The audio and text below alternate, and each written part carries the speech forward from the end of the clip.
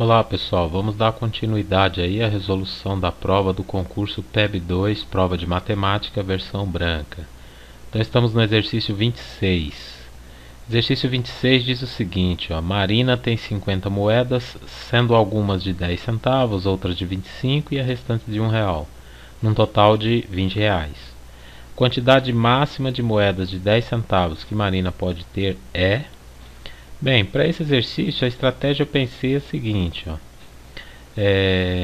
Ele diz logo no começo aqui que ela tem 50 moedas de 3 valores diferentes. Então x mais y mais z dá 50, onde x, y, z são o total de cada, né? Total de moedas de 10 centavos, total de moeda de 25 e total de moeda de R$1, representado por x, y, z. Aí aqui nessa outra linha eu montei uma equação seguinte, ó, 10 centavos vezes a quantidade de moeda de 10 centavos mais 25 centavos vezes a quantidade de moedas mais, aqui no caso R$1, né, vezes a quantidade de moeda de R$1 dá um total de R$20.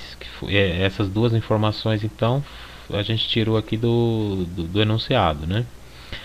Aqui só para facilitar os cálculos eu fiz o seguinte, 0,1 representei como um décimo, 0,25 como um quarto, e vou fazer o que? Um sistema linear com essas duas equações.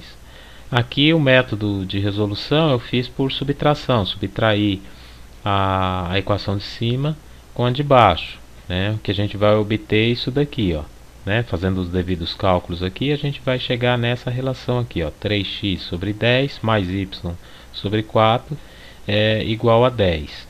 E aí, pegando só essa parte aqui, final, ele diz o seguinte, ó, x terá seu valor máximo quando y for mínimo, porque aqui no caso, o menor valor aqui que eu posso adotar para isso gerar um número inteiro seria o 4, o y valendo 4. Com isso, se o y valer 4, eu vou ter 4 dividido por 4 que dá 1, esse 10 aqui vai subtrair esse 1 que fica 9. E aí aqui fazendo a operação a gente chega aqui no x vale 30, lembrando que o x ele representava a quantidade de moedas de 10 centavos, que é exatamente o que ele pede aqui. Então 30 vai ser a alternativa C para esse exercício. Vamos ver o próximo. Exercício 27. Esse exercício ele tem uma pegadinha aí, não é bem uma pegadinha, mas tem que prestar bem atenção para poder chegar na resposta correta. Então ele diz o seguinte, ó, considere os números inteiros positivos de 4 algarismos, tais que os 4 algarismos lidos da esquerda para a direita estão em ordem estritamente decrescente. Estritamente decrescente significa que eles não vão se repetir também, e aí ele pergunta qual é a quantidade de tais números, com essas características aí. Então aqui é o seguinte, ó, no nosso sistema decimal a gente tem, de 0 a 9 esses números aí. Ele está pedindo o número de 4 algarismos. Então veja, ó, vamos pegar um exemplo assim, ó, desses 10 números possíveis aqui, desses 10 algarismos possíveis, eu vou selecionar 4 quaisquer, porque ele pede com 4 algarismos.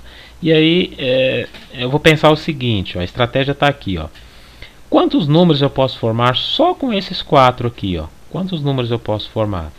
Eu sei que vai ser 4 fatorial. Por quê? Porque ó, se a gente dispor aqui, ó, de 4 espaços para colocar números, então desse grupinho aqui de 4, 4 algarismos, então eu tenho, ó, na primeira possibilidade aqui colocar um dos 4, que é esse 4 aqui. A próximo seria o 3, o próximo 2 e 1, dando um total de 24 números, que é esse 4 fatorial aqui. Então, com esses, só com esses 4 aqui eu consigo formar 24 números. Porém, o seguinte, ó, de todos esses números possíveis, só com esses, só existe um número onde as suas posições aqui vai fornecer um número que lido da esquerda para a direita está na ordem decrescente. Então, como eu coloco aqui, ó, porém, de todos esses 24 números, só há uma combinação na ordem estritamente decrescente. Então, vamos pegar um exemplo nesse aqui, com os algarismos 3, 8, 4, 5, eu posso formar esse número aqui, 3.845, 3.485, eu vou poder formar uma sequência com 24 números. Só que desses 24 números, somente um vai ter essa configuração, ó. 8.543, que são os números na ordem decrescente. Então, o seguinte, para cada grupo de 4 números que eu pegar desse grupo maior aqui de 10 do sistema decimal, para cada um desses aqui, eu vou ter somente um na ordem que ele pede aqui no enunciado. Então, basta eu saber aqui quantos grupos de 4 algarismos eu consigo formar desses 10. Então, é uma combinatória de 10, 4, 4. Né? Lembrar a fórmula de combinatória aqui, n fatorial dividido por p fatorial vezes n menos p fatorial. Né? Então a gente vai fazer uma combinatória 10 com 4. E aí, fazendo os cálculos aqui devidos, a gente chega em 210. Né? Lembrar aqui, só por que eu fiz isso, né?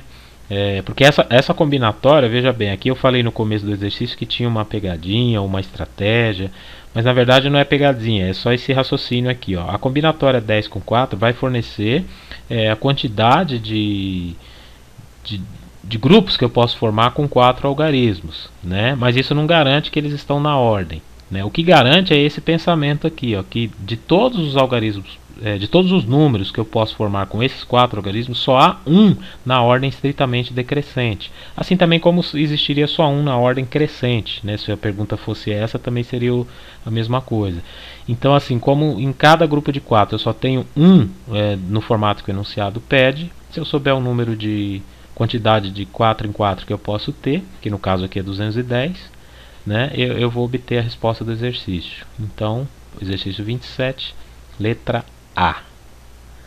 Vamos para o próximo exercício. Exercício 28, ele fala o seguinte, que é um dado que está viciado. Então ele tem as suas probabilidades alteradas aí. Ele diz que a probabilidade de sair números pares é o dobro de probabilidade de sair número ímpar. E aí ele diz o seguinte, que a probabilidade que a soma de dois números sorteados seja igual a 6 é... Bom, como ele é viciado, tem essas informações, ele não vai ser o usual. Porém, a gente vai pensar o seguinte, ó, pelas informações, se ele fosse se dois, né, os dois números que a gente sortear, se for um par e um par, né, independente se a soma dá 6, tá? Aqui eu estou calculando o espaço amostral, né, as possibilidades para entrar no espaço amostral. Então, se for par, ele vai ser 2p vezes 2p, que seria 4p quadrado. Se for ímpar par, vai ser p vezes 2p, que é 2p quadrado. Se for ímpar, vai ser pp, que é p quadrado. Então a gente vai montar uma tabela aqui o seguinte, ó, aqui nessa linha laranja, né, as possibilidades de um dado, na coluna verde aqui as possibilidades do outro dado, né? Então cada encontro aqui, né, vai ser uma face de cada dado. Então eu estou pegando aqui o caso onde a soma seja 6, são os casos favoráveis, ou seja, seria 5 com 1, 4 com 2, 3 com 3. E aí eu vou fazer uma análise assim, ó, desses números, se eles obedecem essa tabelinha que eu pus aqui em cima, se eles são ímpar par, par com par. E aí fazendo isso daqui, né, a gente percebe que os casos favoráveis vai dar 11p quadrado. Agora eu preciso ver os casos possíveis. Os casos possíveis eu teria que terminar de completar essa tabela. Então, completando essa tabela, né, e inclusive os valores aqui que agora está destacado em azul, né, a gente fazendo a soma, a gente vai chegar em 81p quadrado.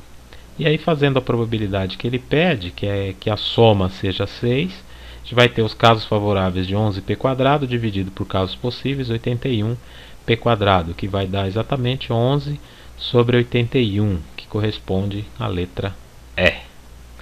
Estamos chegando quase no final da resolução da prova. Vou resolver os exercícios finais em outros vídeos para não ficar muito extenso. Então, até lá.